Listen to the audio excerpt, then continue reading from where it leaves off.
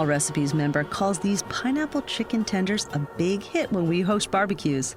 Also great to double and make dinner with leftovers. A keeper. To make the marinade, place a small saucepan over medium heat.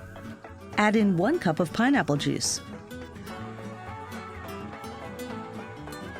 half a cup of packed brown sugar, and 1/3 cup of light soy sauce. Stir and cook the marinade, removing it from the heat just before it comes to a boil. Allow it to cool.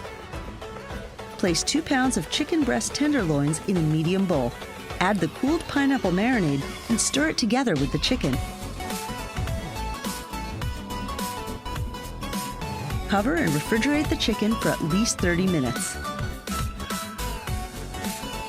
While the chicken is marinating, soak 1 bamboo skewer per chicken tender in cold water for half an hour.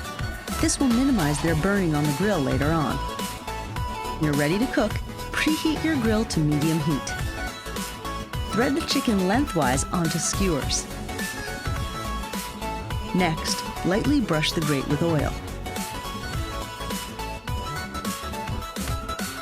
Grill the chicken tenders 5 minutes per side or until the juices run clear. They cook quickly, so watch them closely.